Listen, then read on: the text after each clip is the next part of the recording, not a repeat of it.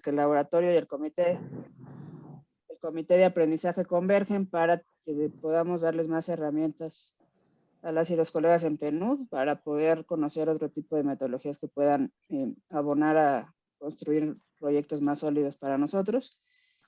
Y conforme vayamos platicando, pues hay una posibilidad de una alianza interesante que si el diálogo va bien, pues podríamos ver cómo el PNUD también puede abonar al taller interuniversitario de diseño. Aquí lo dejo, Gaby, para que nos platiques un poquito más de qué va esta charla y esta iniciativa. Muchas gracias, Alicia, y bienvenidas a todas y a todos. Sí, pues en esta charla queremos compartirles un poco de, a través de estudios de caso, quizá pues vislumbrar y mostrar cuáles pueden ser las contribuciones de las metodologías y los acercamientos de diseño a los proyectos que tenemos desde el PNUD. Entonces, por eso fue que invitamos a las y los docentes del taller interuniversitario de diseño o el TIUD. Antes de cederles la palabra, quisiera compartirles un poco del antecedente de cómo surge este taller. El TIUD es una iniciativa que surge del grupo que se denomina Diseño Interuniversitario, el cual se formó cuando Ciudad de México fue nombrada Capital Mundial del Diseño en 2018 y Ciudad Creativa de la UNESCO. Entonces son un grupo de docentes de diversas universidades que proponen hacer del diseño una herramienta de cambio y transformación. Y para ello ofrecen experiencias profundas de aprendizaje a las y los estudiantes de diseño y carreras afines de Ciudad de México, ¿no? Creo que eso también es importante, que el diseño no solo lo podemos hacer diseñadoras y diseñadores, sino que es pues, algo que va más allá de esta disciplina. Y las universidades y escuelas que tenemos aquí presentes son la Escuela de Diseño del Instituto Nacional de Bellas Artes, del Centro de Investigaciones de Diseño Industrial de la UNAM, del Departamento de Ciencias y Artes para el Diseño de la Universidad Autónoma Metropolitana, la Unidad Azcapotzalco, de la Universidad Iberoamericana y del Tecnológico de Monterrey, Campus Ciudad de México. Entonces, ya sin entrar más ya en detalles, le voy a ceder la palabra a las y los docentes del TIUD. Igual y nada más para adelantarles, al final tendremos un momento de preguntas y respuestas, pero por favor si van teniendo preguntas a lo largo de la presentación, váyanlas escribiendo en el chat conforme se les vayan ocurriendo para que al final podamos atenderlas todas. Lo que buscamos es pues, tener un diálogo, ¿no?, de preguntas que pueden ir desde lo más, no sé, sencillas o quizá que se pueda percibir como algo básico de qué es diseño, ¿no? Está bien, ¿no? A otro tipo de preguntas quizá más complejas. Queremos abrir el diálogo a abarcar absolutamente pues todo lo relevante en esta charla. Entonces pues ya les cedo la palabra al equipo del TIUD, si quieren empezar a proyectar.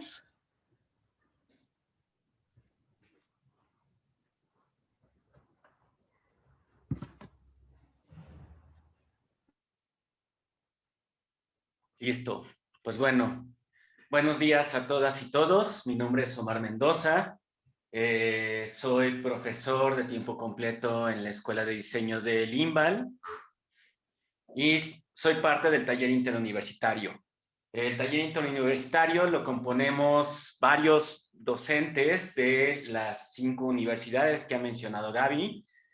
Como bien mencionaba ella, surge a partir de unas mesas que se realizaron alrededor de la iniciativa del Capital Mundial del Diseño en la Ciudad de México, que todas estas mesas comenzaron dentro del laboratorio para la ciudad que existía aquí en la Ciudad de México durante el gobierno de Miguel Ángel Mancera.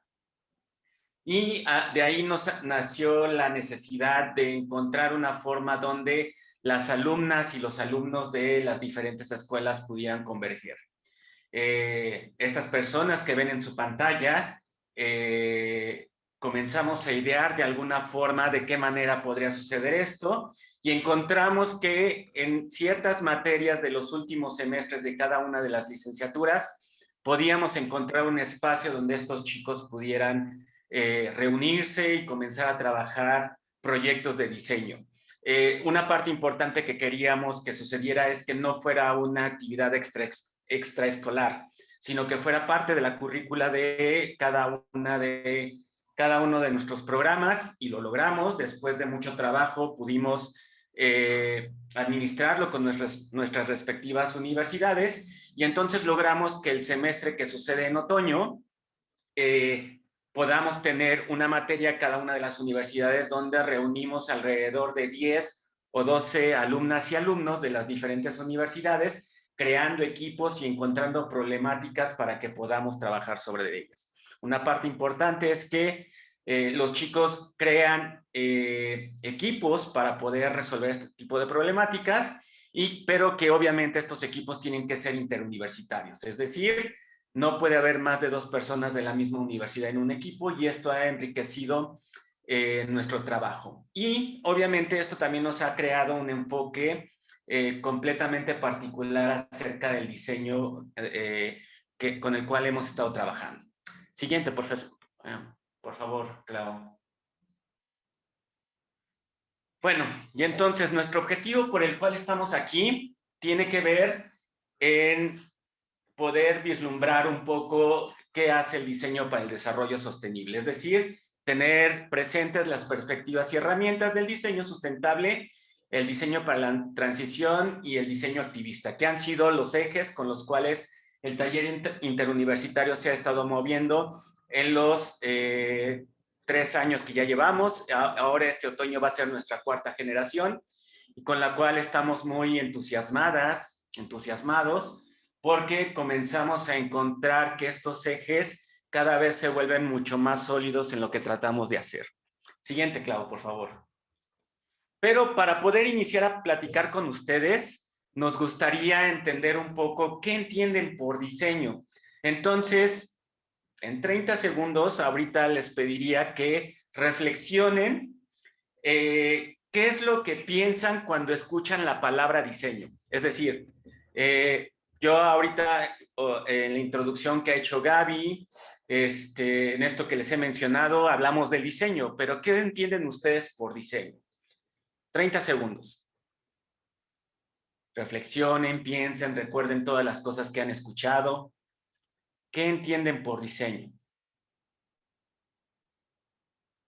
Y ahora les voy a pedir que en el chat, con 3 palabras o una frase muy corta, nos escriban qué entienden por diseño, por favor, para que podamos, a partir de ello, visibilizar lo que ustedes tienen en el mapa acerca de la disciplina.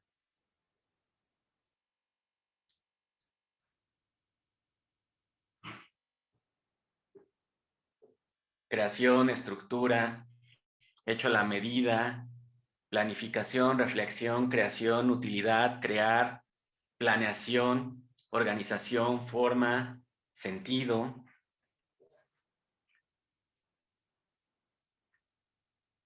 Bien, muchas de esas cosas que ustedes están mencionando es parte, colores, específico a tiempo, espacio y cultura.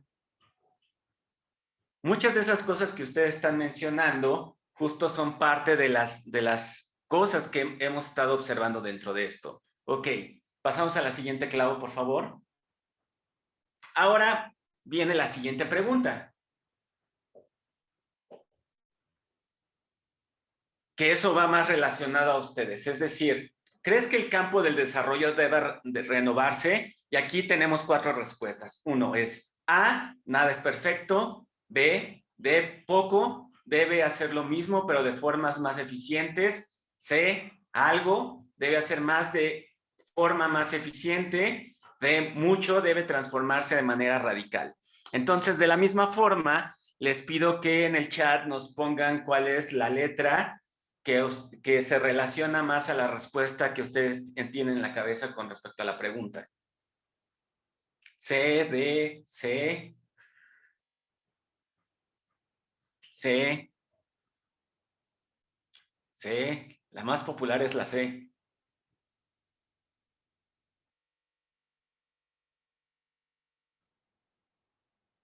Perfecto. Muy bien, muchas gracias. Entonces, un poco para adentrarnos en estos temas y comenzar a entender cómo es que el diseño puede influir en todo esto, para ello nos lo va a aplicar la doctora Claudia Garduño, a quien le dejo el micrófono. Muchas gracias, Omar, y muchas gracias al PNUD por recibirnos el día de hoy. Pues bueno, lo primero que quisiéramos compartir muy brevemente es que la mayoría de los que estamos acá somos diseñadores industriales y que no podemos estar muy de acuerdo exactamente en cuándo nace el diseño industrial, pero en algo que sí estamos más o menos de acuerdo es que de manera profesional se le empieza a llamar así, más o menos con el nacimiento o con la emergencia de la revolución industrial. Y esto tiene muchas implicaciones, pero una que es muy evidente el día de hoy es que también somos entonces, por esta misma razón, uno de los mayores implicados en toda la contaminación que se genera por estos procesos industriales. Se tiene estimado que el 80% de toda la contaminación en servicios, productos e infraestructuras se determina en el momento de la etapa de diseño. Es decir, que nosotros, más allá de haber hecho mucho para el desarrollo sostenible, somos la razón por la cual se tuvo que generar un término del estilo, ¿no? Ya en 1972, Víctor Papanek, que es como de los primeros teóricos en diseño que empieza a hablar del tema, decía que lo mejor que podemos hacer nosotros por la humanidad es dejar de trabajar, ¿no? Así de sencillo. O había una segunda opción, donde es, bueno, a lo mejor podemos hacer del diseño un medio que permita a los jóvenes participar en la transformación de sus sociedades. Ya con esa perspectiva empiezan a generarse a través del tiempo otras perspectivas en el diseño, hasta que llegamos a una definición que es de Herbert Simon, una de las más aceptadas actualmente, en donde nos dice: diseñar es concebir cursos de acción orientados a convertir situaciones actuales en situaciones preferidas, es decir, en imaginar un futuro mejor y después generar las estrategias para llegar a él. En ese sentido, vamos a hablarles sobre, o el día de hoy estamos tratando de abordar lo que nosotros consideramos el estado del arte en diseño. Si bien la disciplina se ha ido profesionalizando y han emergido un montón de distintos discursos en las últimas décadas, hay tres que a nosotros nos parecen centrales, y estos son diseño activista, diseño para la sostenibilidad y diseño para las transiciones. Diseño para la sostenibilidad y diseño para las transiciones tienen muchísimo que ver. Nosotros los vemos siempre muy conectados, ¿no? O sea, diseño activista es una parte del diseño que quiere ver al diseño como una herramienta para activar a la sociedad hacia generar cambios realmente profundos y construir contranarrativas al discurso hegemónico. El diseño para la sostenibilidad es el campo que quizás está más desarrollado, que tiene desde los 70s en realidad desarrollándose, que empezó en una dimensión muy material, de disminución del impacto ambiental de las cosas que hacemos, y que con el tiempo se tradujo o empezó a caminar más hacia etapas o hacia temas mucho más sociales. El diseño para las transiciones lo representamos aquí como una esfera más grande porque tiene ambiciones mucho más grandes. Nos está hablando de que el diseño puede ser una herramienta para transformar sistemas sociotécnicos y para construir realidades muy alternativas a las que hoy tenemos.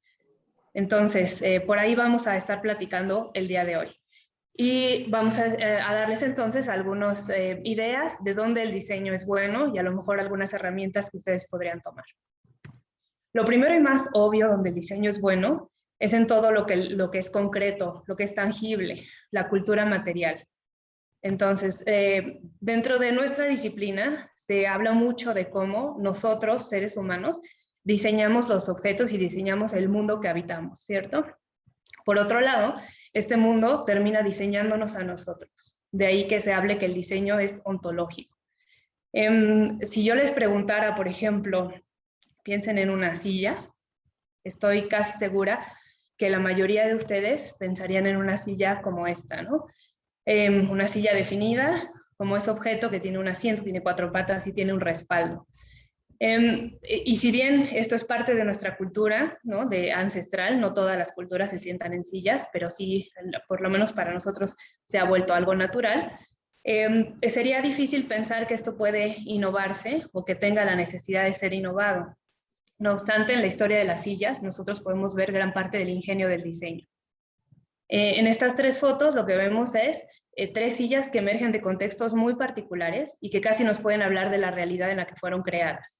En el primer caso vemos la posibilidad de moldear el tubo, es decir, nos habla de la posibilidad de tener un proceso de producción que antes de este momento en la historia no existía, donde además, si se fijan, la silla ya no tiene patas, ¿no? O sea, es una misma pieza que forma la estructura completa de una silla. En la segunda imagen vemos algo similar, simplemente que está hecha de madera. Esto es madera moldeada, es decir, en este caso el diseñador también innovó el proceso de manufactura. Y más allá de eso, le puso un respaldo a esta silla que tiene una inclinación particular que le va a ayudar a los enfermos respiratorios a respirar mejor simplemente mientras están sentados en el hospital. En el último caso, vemos una de las sillas más reconocidas en la actualidad como uno de los productos que pueden tener esta noción de la cuna a la cuna, que es una de las bases de la economía circular, es decir, la posibilidad de desarmar este producto para volver a ser un producto igual. También es una de las sillas más ergonómicas y cómodas para trabajar en las oficinas, ¿no? Entonces, ese es solamente para ejemplificar el ingenio, vamos a llamarlo así, que nos trae el diseño y que bien se ha podido aplicar en otros contextos. Aquí un ejemplo muy puntual de nuestros colegas y amigos muy estimados de Isla Urbana, con quienes a lo mejor han tenido contacto, y quienes desarrollan este sistema de captación de agua de lluvia, particularmente para zonas semiurbanas, que son aledañas a la Ciudad de México o que son parte de la periferia de la Ciudad de México, donde no hay servicios de agua potable instalados, y en una ciudad donde además llueve muchísimo, ¿no? O sea, lo que ellos tienen medido es que aquí puede llover más que en Londres, y la gran paradoja de que con esos niveles de lluvia tenemos una gran cantidad de personas que viven sin agua. Entonces, este proyecto, lo que es para nosotros increíblemente rescatable, es que inicia como una tesis de licenciatura en diseño industrial y hace un par de años se convirtió en política pública. Entonces, ellos son un proyecto que han beneficiado a un montón de personas en un problema que es verdaderamente importante y urgente de resolver y que además es un derecho humano. Ahora, otro de los debates o discursos donde hemos visto a diseñadores, o aquí quizás llamarlo desde el diseño arquitectónico, involucrados con temas de desarrollos, por ejemplo, en cuestiones de medición de la pobreza. Y algo que nos salta mucho es que para Coneval, como a lo mejor ocurre en grandes partes del mundo, el material de construcción se tipifica, ¿no? Para determinar si las personas y las familias viven o no en condiciones de pobreza, lo cual tiene mucho de cierto en lugares como lo que estamos viendo ahora en la imagen. No obstante, nuestro pero, vamos a decir, a estos temas, viene en otros, como estos otros ejemplos que estamos viendo, ¿no? Al entender la construcción como materiales en aislamiento, entonces estamos tipificando de pobres a algunas otras obras que pudieran ser súper novedosas. Vemos en la imagen a la Universidad del Medio Ambiente, diseñada por grandes arquitectos mexicanos, particularmente ahí la mano de Oscar Hagerman, donde a lo mejor por el material que tienen sus techos, en México sería tipificado como una casa pobre, pero es una de las construcciones más sustentables, de menor impacto ambiental y de gran confort térmico, ¿no? Apropiada al contexto particular del cual estamos hablando. Y que además esto ocurre también con las construcciones tradicionales de nuestros pueblos indígenas. Entonces, vemos sí un problema con que si se promueve solamente un tipo de construcción basado en los materiales que utilizamos en Ciudad de México, que se están matando también algunas construcciones tradicionales de nuestro país. Ahora, esto me ayuda a llevarles a que también creemos que los diseñadores son buenos en realizar diagnósticos, es decir, en abordar un problema que es un tanto determinado e identificar por dónde va la cosa, ¿no? De qué se trata este proyecto en realidad. IDEO es una de las agencias de diseño más reconocidas en el mundo y tienen un montón de proyectos distintos. Pero en este caso es un hospital pediátrico y les dan el proyecto de diseñarlo, ¿no? Entonces, más allá de diseñar solamente una arquitectura que sea a lo mejor impresionante por ciertos aspectos, lo que ellos hicieron fue estudiarlo desde el punto de vista del paciente y de sus familiares. Entonces, le meten elementos al hospital que pueden ser muy atractivos para los pacientes, los niños, como que puedan cambiar el color de su cuarto con las luces, por ejemplo. Pero este proyecto se enfocó mucho más en el nivel del servicio, ¿no? Entonces, lo que decían es, acá lo que estamos identificando es que las familias en realidad son unidades de cuidado. Entonces, yo no necesito diseñar algo que sea tremendamente funcional, y que vamos a decir que lo aborde como si fuera casi que una fábrica de enfermos, sino necesitamos algo que sea muy sensible, de tal forma que llegar aquí en este hospital a la sala de emergencias es inmediatamente recibir un cuarto para la unidad de cuidado, donde las familias pueden estar, incluso cocinarse a ellas mismas, ¿no? Eventualmente. Entonces, el entendimiento de cómo tiene que hacerse el cuidado en el hospital cambió de forma muy radical. Y esto traducido a proyectos que nosotros conocemos desde dentro, estaría este proyecto, el proyecto Corima, que nos tocó ir a la Sierra Tarahumara a darnos cuenta que este pueblo en particular, de Huizuchi, se quejaba un poco de que estaban recibiendo sí algunos apoyos de gobierno, pero lo que estaban recibiendo no era tal cual lo que ellos necesitaban. En ese momento les llevaban despensas y había algunos apoyos de casa, por ejemplo, ¿no? O materiales para construcción. Y ellos lo único que querían era manguera, era un transformador que se les había quemado, y querían más manguera de la que tenían, o sea, por un lado porque se había roto, pero por otro lado porque querían cambiar el sistema de distribución entre sus manantiales, con tal de tener siempre agua en sus piletas que estaban ya más cercanas a la comunidad. Nuestro trabajo como diseñadores no fue más allá de generar un mapa y generar una carta con la petición de todas las personas de esta comunidad que firmaron. Se le hace llegar este documento a la Sede Sol y unos meses después llega el material y entonces ellos tienen agua nuevamente. Ahora, esto también al mismo tiempo es un ejemplo de estas prácticas colaborativas de diseño que en el diseño aparecen desde más o menos los 70s. La primera vez que entonces se habla de prácticas o métodos colaborativos de diseño fue en Escandinavia, en esa década de los 70s, en el contexto laboral en su momento, bajo un principio de democracia, pero más puntualmente bajo esta perspectiva de que cada ser humano debe tener el derecho de participar equitativamente en las decisiones que afectan su vida, ¿no? Y en este caso trabajaban quizás más con los temas de factores humanos y determinar si las luces o los asientos tendrían que ser de cierta manera, pero después esto se fue llevando a distintas áreas de la vida, también desde el diseño. Un caso muy puntual aquí en Ciudad de México fue justamente con el laboratorio para la ciudad, cuando se dieron cuenta que nadie en la ciudad sabía cuántos microbuses había y cuáles eran sus rutas. Y entonces necesitaban generar esos datos y de una forma abierta, porque pues eso era un derecho para los ciudadanos. Y entonces crearon una plataforma, la primera plataforma que funcionó de crowdsourcing, es decir, que reunieron datos a partir de la ciudadanía a través de un juego. Entonces este elemento de ludificación es algo que también se ha estudiado desde el diseño, y esta posibilidad de invitar a las personas, a cualquier persona, a mapear sus rutas para ganar ciertos premios. Sabemos que después del concurso, el laboratorio reunió una cantidad de datos impresionante y tenían un mapa de lo más denso de la ciudad que podrían imaginarse. Hoy en día no están, bueno, no conseguimos esas imágenes, pero es un ejemplo de lo que se puede hacer con la participación de la ciudadanía a partir de estas técnicas un tanto lúdicas y sobre todo muy creativas. Voy a darle ahora la palabra a nuestras compañeras de la UAM Azcapotzalco. Edrey, ¿estás por ahí? Sí, buenos días a todas y todos. Voy a hablar muy brevemente sobre el diseño participativo y el proyecto de mototaxis en Chimalhuacán. Les voy a compartir un poco. Este proyecto fue realizado por un grupo multidisciplinario que estaba conformado por profesores de la UAM Azcapotzalco, alumnos del último año de la misma universidad, licenciatura en diseño industrial, por supuesto, 2 empresas consultoras, una experta en innovación social y también una especialista en sistemas de movilidad.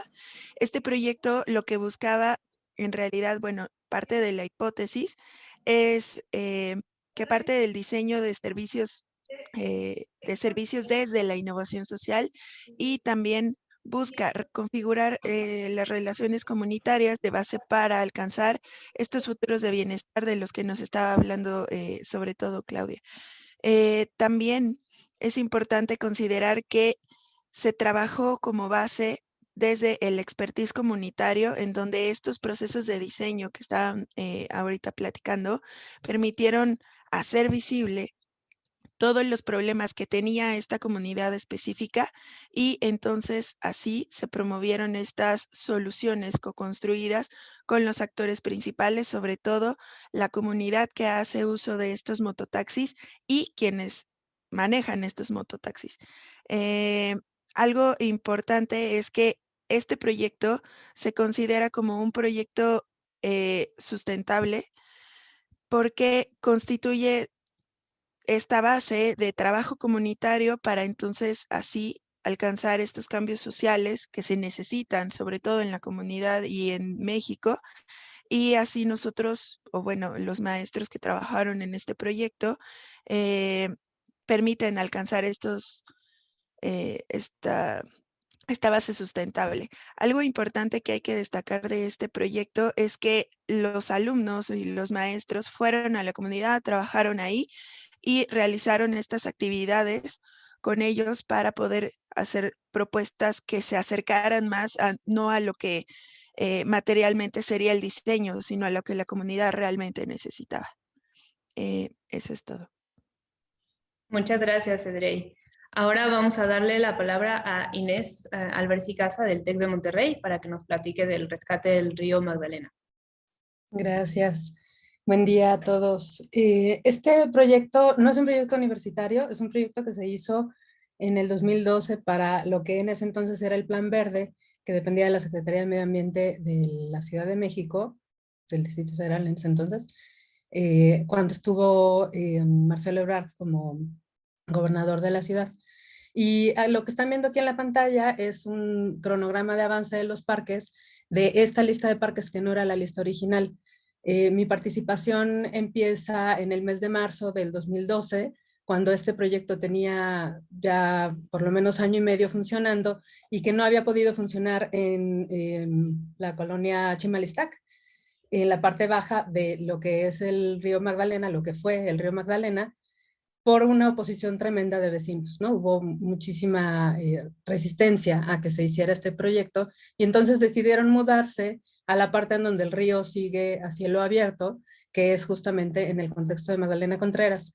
Y pueden ver aquí con semáforos de colores el nivel de avance, y esto es importante mencionar que esto que ustedes ven aquí, este especie como de mapita, es el barrio Las Calles, que es el primer barrio obrero de la Ciudad de México que surge cuando se funda la fábrica de textiles El Águila, que ahora es el foro de la delegación Magdalena Contreras. Esta fábrica de textiles se alimentaba con los dínamos, ahora Parque Nacional, en ese entonces era lo que le proveía de energía a la fábrica. Ese barrio, La Conchita, esta zona que se llama Las Calles y el Parque Plazuela del Pedregal no estaban considerados en el proyecto original. El proyecto se hizo sin considerar a la comunidad, decidieron dónde iban a poner los parques a lo largo del río y la idea era pues ofrecer casi como vista, ¿no? Vista al río y sin involucrar a la comunidad de ninguna forma.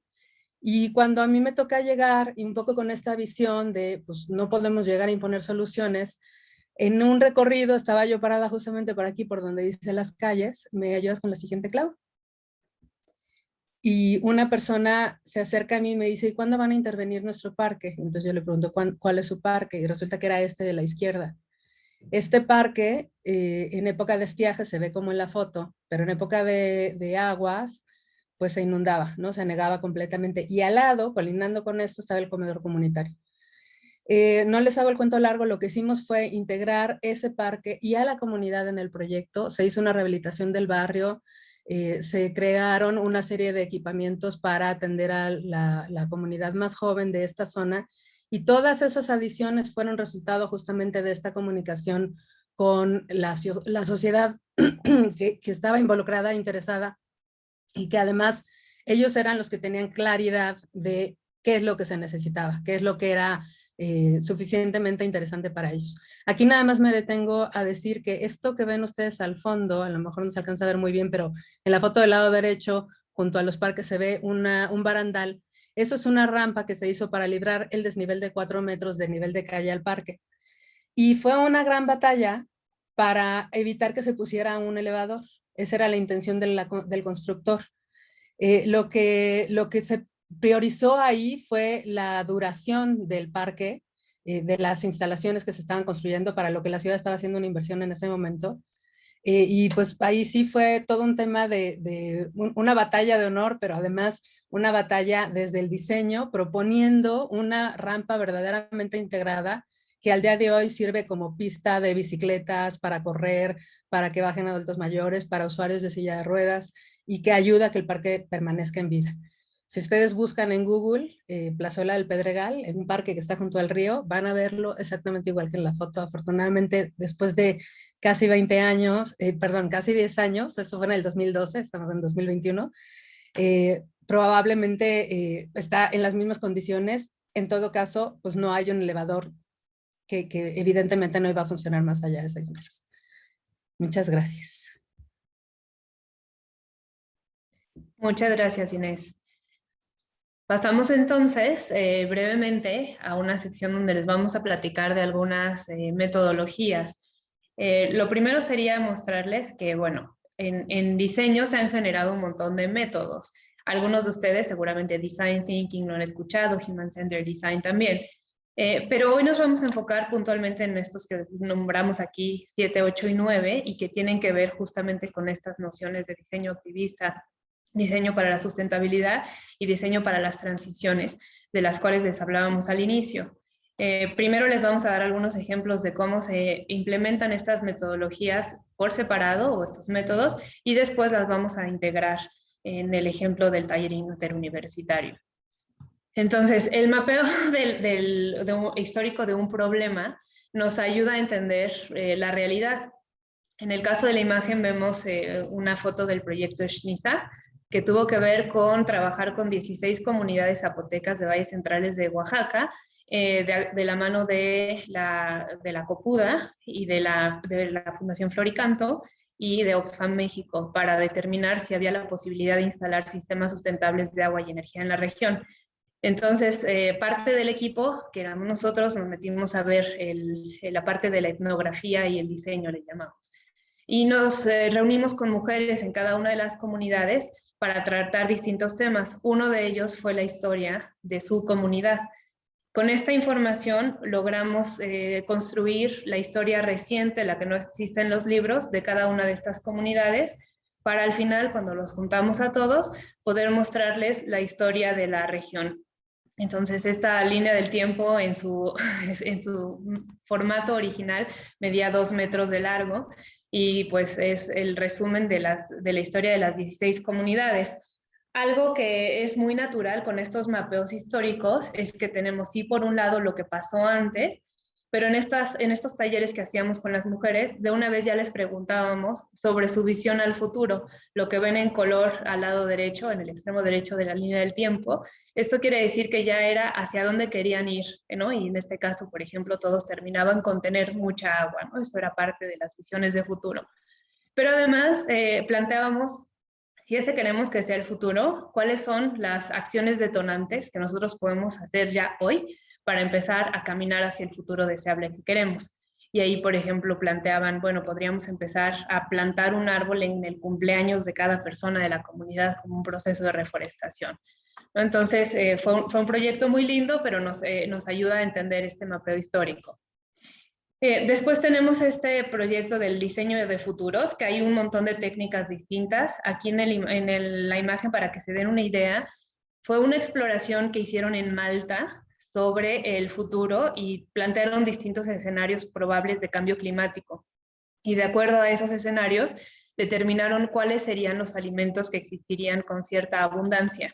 Y de acuerdo con estas posibilidades, se generaron los platillos. Entonces, este fue un taller de unas cuantas semanas que culminó con que se servían ciertos banquetes, y estos banquetes eran comida del futuro, de acuerdo a 4 distintos tipos de escenarios. Entonces, esta es una manera como el diseño nos permite vivir el futuro el día de hoy. Y la tercera herramienta de las que estamos hablando es las ecologías. Entonces, las ecologías se tratan de cómo vemos una perspectiva sistémica en el entrelazamiento de los proyectos, en el entendido de que estas visiones de futuro de las cuales estamos hablando solamente son factibles o solamente se van a alcanzar en la medida en que se implemente no un solo proyecto, pero muchas veces depende de que se lleven a cabo varias acciones distintas.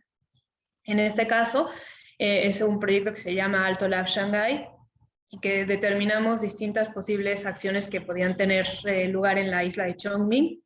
Y bueno, el gráfico lo que nos muestra es cada línea o cada storyboard, vamos a decir, es un proyecto pero comparten viñetas, ¿no? Y esas viñetas entonces nos muestran el entrecruzamiento de estos proyectos. Aquí vendrían a lo mejor un zoom para entender un poco mejor. No voy a entrar a detalle acá, mejor les voy a pasar otro ejemplo, que fue ya en otro proyecto que se llamó Residencia Semilla, que tuvo que ver con el rescate del Canal Nacional en la Ciudad de México, trabajando muy puntualmente en un kilómetro más o menos de canal, en la colonia Valle del Sur y con los vecinos que lo protegen desde hace casi 15 años. Y acá lo que tiene de especial es que desde el principio este proyecto, que tiene una especie de formato de hackathon o laboratorios ciudadanos, que a lo mejor ustedes conocen un poco mejor, en vez de hacerlo una competencia, desde el principio se planteó que todos los participantes en este proceso eran parte del mismo equipo y que entonces lo que estaban construyendo era un sistema de proyectos.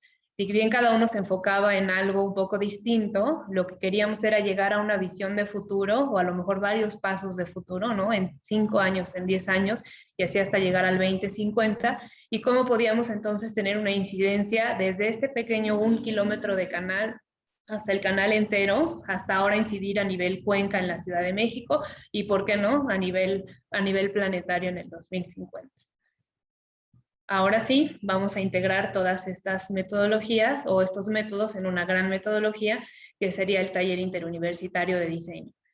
Y lo primero sería que, por supuesto, el taller interuniversitario se ha ido reinventando e iterando año con año, pero hoy sabemos que tenemos 4 puntos base, ¿no? Los 3 que les mencionamos al principio, que son estos enfoques de diseño, y también lo común. El término de lo común es muy importante para nosotros porque es el punto de partida de la colaboración entre estudiantes que llegan de universidades muy lejanas, ¿no? Y aparentemente muy diferentes, pero siempre logramos que nuestros alumnos se vean como parte de la misma ciudad y que no importa de dónde vengan, hay algunas problemáticas y por lo menos algunos intereses e ideales que comparten todos. Entonces, en el año pasado, que por supuesto tuvimos el gran problema de que todo tuvo que ser virtual, pues determinamos darles temáticas de partida, pero siempre reflejadas en la situación de COVID. Por eso le llamamos la emergencia de lo común.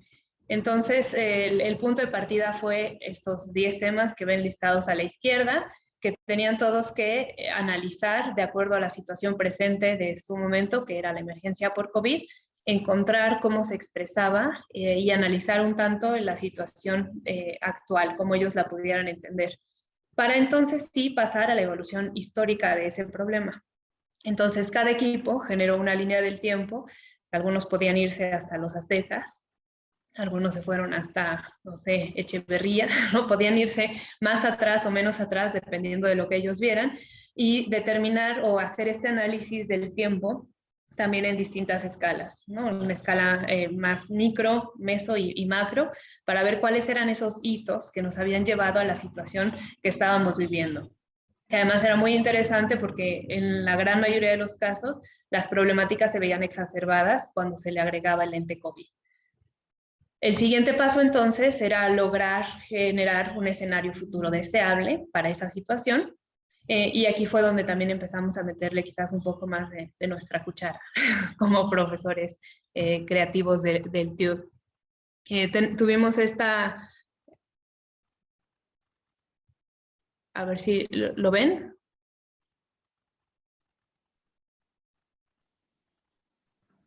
No está reproduciéndose.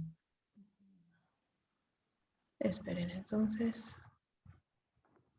Si me abrió otra ventana.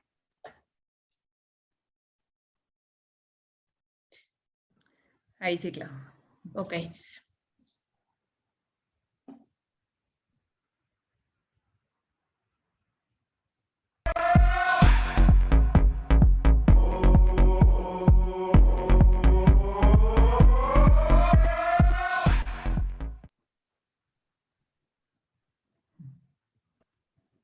Bien, es un ejemplo muy breve de cómo es la interacción en los tableros que utilizamos, y las instrucciones que tenían en ese momento era el de compartirse escenarios del futuro y de alguna manera comentarlo, ¿no? O sea, también con esta visión de que algunas veces generamos escenarios futuros que no son futuros para todos. Entonces tenían la instrucción de ellos mismos identificar que el que planteaba que tal cosa era una utopía, había otros que estaban en ese rol de encontrarle los peros, ¿no? Entonces iban en tiempo real anotando para quienes podría ser una distopía, que esa utopía de alguien más fuera verdad en el futuro. Y esto fue un paso intermedio en nuestra construcción de un futuro común. Entonces, lo que generamos hacia el final del TIU del año pasado fue esta línea del tiempo común, donde lo que vemos son hitos que comparten, ¿no? Entonces, para llegar a esa Ciudad de México que visualizaban, donde todo era mucho mejor a lo que tenemos hoy, sabían que antes tenían que pasar ciertas cosas, algunas tenían que ver con educación, con seguridad, con, no sé, combatir discriminaciones y tal. Y lo que los chicos pudieron hacer entonces fue determinar proyectos que justamente plantearan acciones detonantes de esos futuros deseables. Entonces, aunque a lo mejor el primer hito no parecía ser tan común para todos, pues desde sus perspectivas y desde sus problemáticas muy puntuales, cada uno determinó alguna acción hacia allá. Les dejo entonces ahora con Diego, que va a ser nuestro cierre del día de hoy. Muchas gracias. En efecto, pues a manera de conclusión, yo les voy a platicar un poquito acerca de lo que ha sucedido en las 3 ediciones que han sucedido al día de hoy dentro del taller interuniversitario. La primera edición se llevó a cabo en 2018. Como sede tuvimos un edificio restaurado en Chapultepec, donde nos reunimos todos los miércoles por las tardes, y con la búsqueda de hacer explícita esa motivación que se requiere para activar a los estudiantes, hicimos mucho énfasis en el vínculo de los proyectos con el espacio cercano a los alumnos. De ahí no fue sorpresa que muchos de los proyectos se enfocaran en la rehabilitación de espacios públicos, ¿no? Algunos en Iztapalapa o en Coyoacán, en varias partes de la ciudad. Varios de los proyectos del primer semestre se enfocaron en eso, ¿no? En cómo a través de mucho de lo que les acaba de platicar Claudia, ¿no? De diagnóstico participativo, sesiones de codiseño e intervenciones en el espacio público, se reactivaban espacios, se integraban a la voluntad de los vecinos y aquí se ve, ¿no? En pequeño algunas de las fotos de las experiencias desarrolladas en ese primer año. En la búsqueda de generar, digamos, de ir más allá del diagnóstico y de proponer proyectos que tuvieran, digamos, mayor capacidad de experimentación a través del diseño. Uno de los mejores ejemplos de la segunda edición, que se llevó a cabo también en Chapultepec, fue el de utilizó el bolillo, ¿no? Como un elemento de identidad cultural citadina, y a través del bolillo explorar los diferentes tipos de vínculos entre la comida, entre los vecinos, entre la inmigración, ¿no? Entonces el uso del bolillo de manera sintética como un símbolo para hablar de muchas otras cosas. Y bueno, esta segunda edición en 2019 fue hasta el día de hoy nuestra última edición de manera presencial, porque a partir de 2020 tuvimos que mudarnos a lo digital, cosa que nos permitió otro tipo de interacciones, como las que acaban de ver en el video, ¿no? Toda la interacción fue de manera digital, ¿no? A través de una plataforma que nos permitía una experiencia análoga a la experiencia social, que permitiera la polinización entre diferentes equipos, la visualización y ¿no? El desarrollo también, ¿no? De la búsqueda de generar prototipos o digamos de contrastar las ideas de los estudiantes con situaciones reales. En esta tercera edición la búsqueda partió de identificar que el diseño no necesariamente tiene que ser el punto de partida, sino más bien una manera de promover la creatividad emergente que existe en la sociedad, mucho más a partir de la necesidad o de la inventiva local. Cómo podríamos a través del diseño fortalecer esas iniciativas que surgían espontáneamente desde las mismas personas en nuestras comunidades. Uno de los mejores proyectos que, digamos, que logró integrar varias del conocimiento o del tipo de diálogos que compartimos durante esta tercera edición, se denominó Nuestras Paredes, y ellas lo que intentaban fue retomar el concepto del exvoto para tratar otro tipo de temas, ¿no? A través del agradecimiento, a través ¿no? de la visualización y de formatos que curiosamente son muy parecidos a los memes, ¿no? Utilizan texto, utilizan fotografías, sin embargo con una motivación particular que era el agradecimiento. Entonces, cómo a través de la expresión del agradecimiento por medio de estos neovotos que ellos llamaron, porque ya no contemplan, digamos, el grado religioso, pero sí el lado espiritual ¿no? de la sanación a través de compartir experiencias de procesos difíciles. Claudia, ¿me ayudas con la siguiente? Y bueno, eso nos lleva al día de hoy. El día de hoy seguimos planeando la edición del Taller Interuniversitario 2021. Y estos son algunos de los cuestionamientos que, si bien están presentes desde el principio, pues han ido cobrando forma y contundencia, de manera que pues actualmente contamos con la participación y el talento de profesores que hemos estado trabajando en esto por mucho tiempo, alineando nuestras perspectivas profesionales y puliendo nuestras preguntas.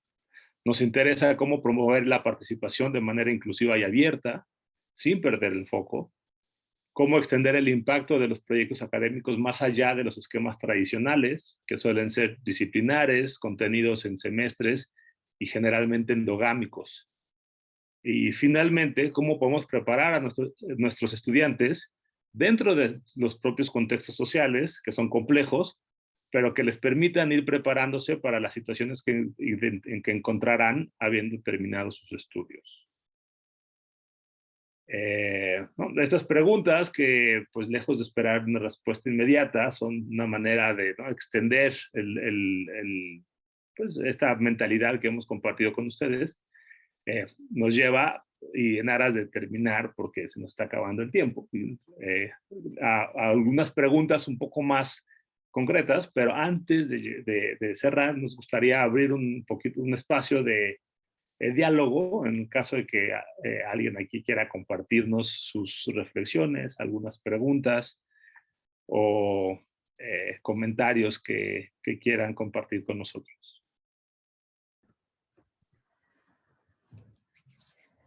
Sí, muchas gracias por la presentación. Como dice Diego, si alguien tiene algún comentario o alguna pregunta, por favor simplemente abran su micrófono y compártanlo con nosotros. Por ahí veía que Jorge tenía una. Si quieres, Jorge, decir tu pregunta, adelante. Gracias, David. Sí, justo me preguntaba sobre el proyecto de Emergencia Lo Común y quizás puede ser con otros proyectos también. Sí, ¿hay alguna manera de darle seguimiento a los proyectos detonadores que identificaron o compartir con otras organizaciones? Sé que eso está un poco fuera del trabajo del taller universitario de los alcances, pero pues me interesaría saber si hay algún seguimiento al respecto. Y aprovecho para agregar una más, que es si han identificado o están midiendo de alguna manera cómo es que el taller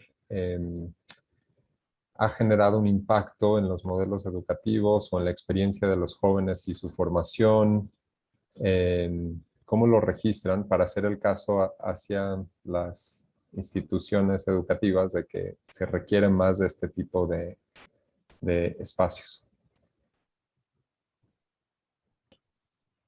A mí me gustaría responder tu primer pregunta, Jorge, porque justamente el tema de darle seguimiento a los proyectos es algo que tenemos muy presente. De hecho, por aquí nos acompañan, están ahorita con sus cámaras apagadas, pero están Diego y Carla, que son egresados de las primeras generaciones del taller.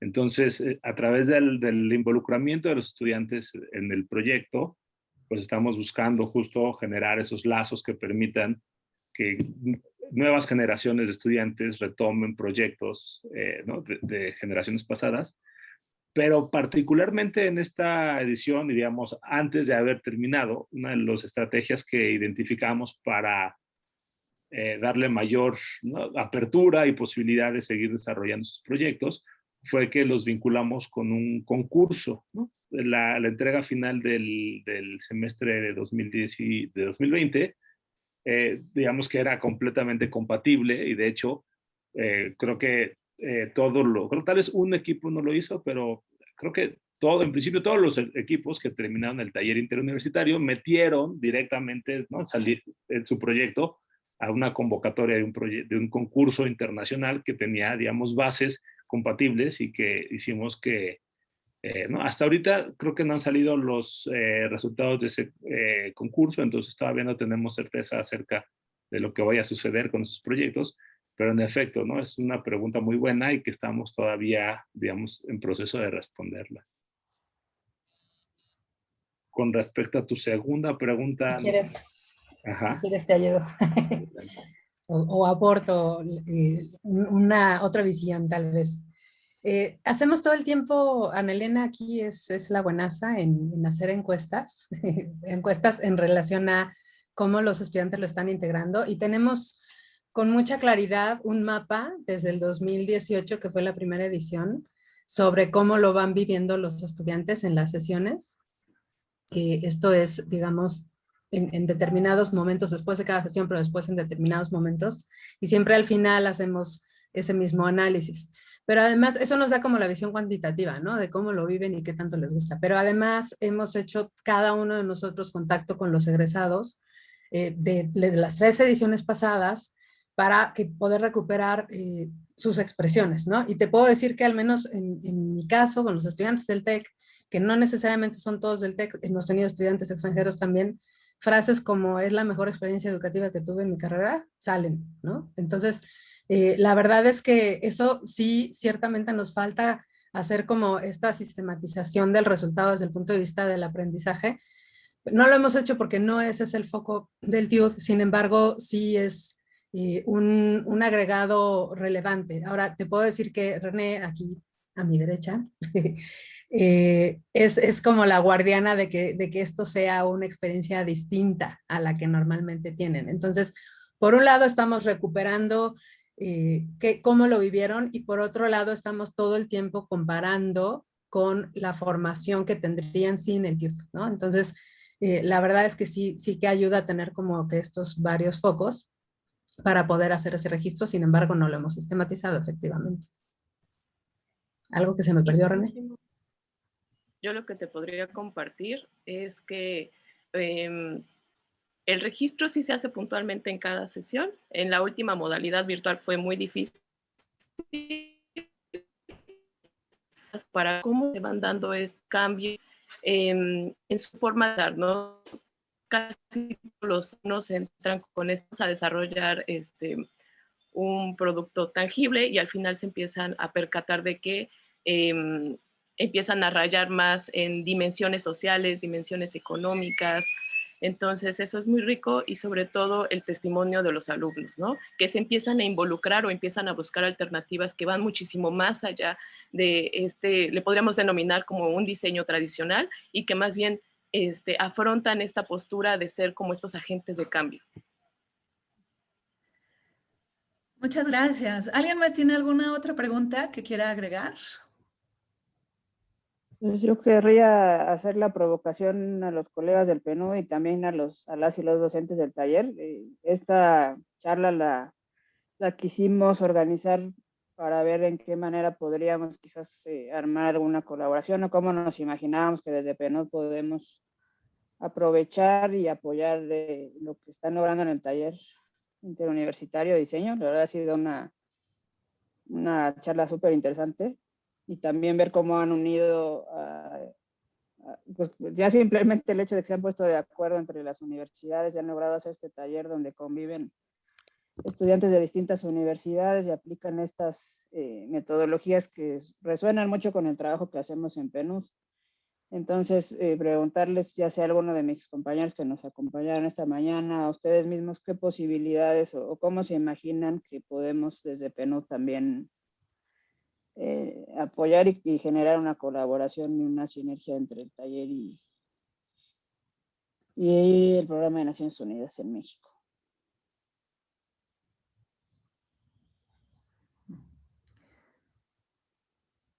Y veo que Edna tiene levantada la mano. Edna, no sé si quieras decir algo respecto a lo que mencionó Alicia o más bien otro tema. Muchas gracias. Pues sí, era un poco relacionado. Soy Edna Mercado de Proyecto Iniciativas Gerenciales. Pues, o sea, sobre todo eso, preguntarles ustedes cómo colaboran con otros socios, o sea, en el sentido de, por ejemplo, si se tiene un proyecto, ustedes entrarían como parte de una consultoría, o sea, como más bien preguntarles cuáles son los esquemas de trabajo, o sea, entran desde la parte en que se define el proyecto, o más bien nosotros somos quienes diseñamos, bueno, queremos que en este momento del levantamiento de un diagnóstico para una necesidad, pues contactemos a la escuela de diseño. O sea, como que hay más bien preguntarles cómo han trabajado con socios del sector público. Y ya eso sería. Muchas gracias. Y quizá al equipo TIUD, antes de que respondan, le pediría a Anabel, que veo que tiene también la mano levantada, que nos comparta su participación en caso de que se empalme y así aprovechamos y responden las dos cosas juntas.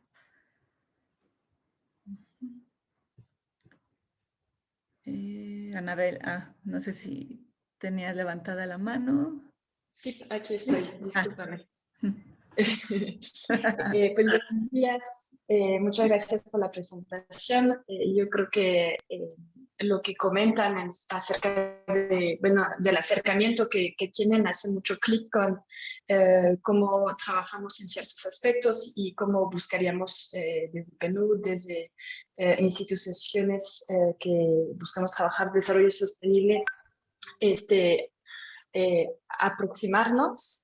Y a mí una inquietud una inquietud que tengo desde que justo estamos viendo un poco cómo romper silos, tener prácticas renovadas de trabajo, muchos ejemplos de innovación y todo, y Gaby, creo que tú estás como muy empapada de eso, están sobre cosas, vamos a decir, tangibles, ¿no?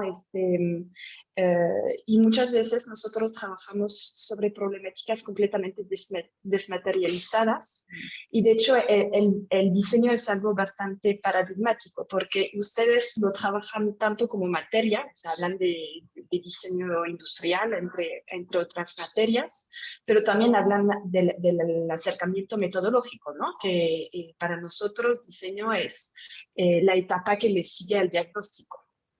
Y los dos abonan perfectamente, ¿no? Pero muchas veces nosotros trabajamos sobre temas como planeación estratégica, presupuestos, reforma fiscal, y ahí, pues, el hecho de estar con esta materia completamente desmaterializada, hace que, pues, incorporar estas prácticas de diseño desde la materia se vuelve todo un reto, ¿no? Entonces yo quería saber un poco qué tanto se habían acercado a lo desmaterializado y quizás tratando de responder un poco la respuesta de Alicia, pues ahí ver cómo podríamos explorar este tipo de investigación o prácticas. Gracias. Gracias, Anabel. Entonces, del equipo del TIUS, no sé quién quiera empezar con algunas reacciones, quizá lo que nos compartió Edna y nos compartía Anabel. Quizá muy, muy brevemente, de la pregunta de Edna, es que como taller interuniversitario no hemos tenido socios otros. Bueno, tuvimos ahí una universidad de Alemania en la sesión del 2019, ¿no? Pero además de ellos, no hemos tenido una colaboración tan oficial. De pronto tuvimos, por ejemplo, trabajamos con Isla Urbana, que nos ayudaron a dar mentorías y tal, pero no hemos todavía tenido esa respuesta de atender una problemática que alguien más nos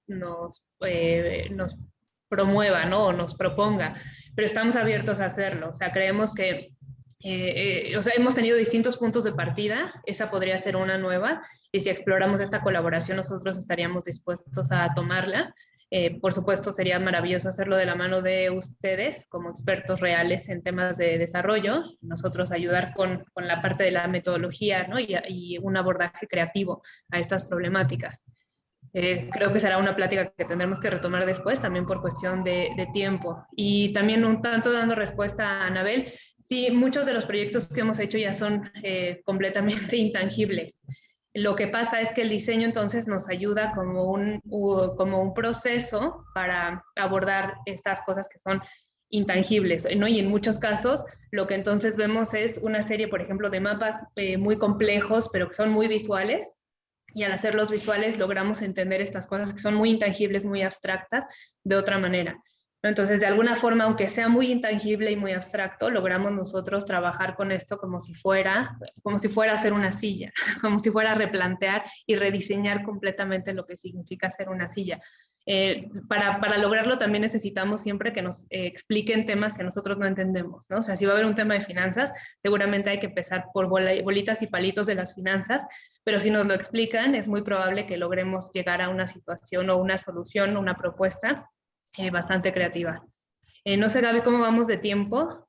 Proyecté para pasar a la pregunta, pero como tú nos digas. Veo a Diego con la mano arriba también. Sí, pues si quieren, porque ya nos estamos pasando un poquito de tiempo y para no detener más a las y los colegas, porque seguramente algunos tendrán que desconectarse e irse a otras charlas, quisiera aprovechar antes de cerrar, pues compartirle al equipo del PNUD que nosotros desde el laboratorio estamos explorando, como bien mencionaba Alicia, ¿no? Hacer esta colaboración entre el PNUD y entre el TIUD, en lo que nos imaginamos es bueno, el semestre inicia en agosto y va a ocurrir a lo largo del resto del año y nos encantaría que las personas a las que les interese participar en el PNUD puedan ser mentoras y mentores de los estudiantes. Todavía tenemos que afinar los detalles, ¿no? De las horas que esto requeriría, el compromiso en términos de cuánto tiempo esto requeriría.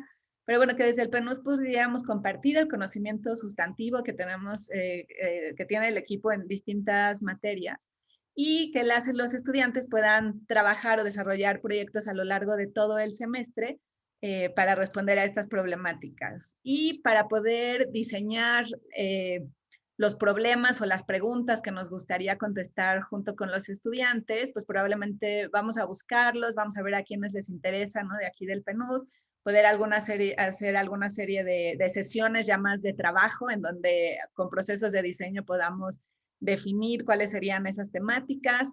Queremos pues aprovechar a que sea una oportunidad para encontrar problemáticas transversales, quizá de diversas áreas, que no necesariamente sea trabajar en silos, ¿no? Sino también que haya la oportunidad de trabajar entre las áreas. Y pues si alguien de ustedes está interesado en recibir más información al respecto, por favor pónganos su nombre aquí en el chat para saber a quién ir contactando posteriormente. Y nosotros, como vemos, esta oportunidad es de aprendizaje horizontal y en dos vías, ¿no? El equipo del PNUD, aquí podemos aprender más acerca de cómo implementar diseño, los estudiantes y las estudiantes acerca de temáticas de desarrollo, y pues se puede ver, creo que también como una especie de semillero de ideas a construir en colectivo con las personas del TIUD, ya sea para informar proyectos que están en curso en el PNUD o proyectos que las áreas quieran abrir para el próximo año. Entonces eso todavía está muy libre. Entonces les digo, si alguien quiere, por favor, pónganos aquí su nombre en el chat. Y nada más, igual y para cerrar, antes de irse, me encantaría lanzar una última pregunta aquí en la votación para que nos puedan compartir si creen que algunas de las metodologías que se compartieron aquí podrían ser útiles para sus proyectos, porque a nosotros también, pues desde el laboratorio nos gustaría ver cómo le damos continuidad a esto, ¿no? Ver esto como una primera charla, una primera presentación muy por encimita, pero que podamos continuar con esto. Y pues creo que de mi parte ya eso sería todo, a excepción de, no sé si alguien más del PNUD quiera compartir algo. O Alicia, y perdón Diego que ya no nos dio tiempo de responder más a fondo las preguntas, pero estoy segura que después habrá otras oportunidades de poder continuar con esta conversación. Entonces, bueno, creo que ya tenemos varias respuestas que se están juntando aquí, ¿no? Hasta ahorita veo que muchas personas sí dicen que ven varios puntos de convergencia con los proyectos, lo cual pues es muy buena noticia.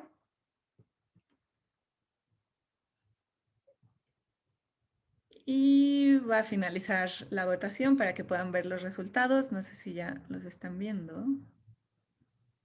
¿Sí los están viendo? Sí. Perfecto. Muy bien. Y bueno, pues entonces eso sería todo. Agradecerles otra vez muchísimo a las y los docentes del TIUD, a todo el equipo del PNUD por conectarse y les digo, vamos a mantenernos en contacto con todos, tanto el TIUD como el PNUD, para continuar esta conversación y ojalá podamos forjar una alianza de colaboración que sea como un primer experimento que nos permita ver de qué forma podemos acercar la disciplina del diseño y el mundo del desarrollo sostenible. Muchas gracias a todas y todos. Gracias. Muchas Gracias a todos. gracias. Gracias, por buen día. acercarnos. Gracias, Hasta adiós. luego. Gracias, buen día a todos. Gracias a ustedes.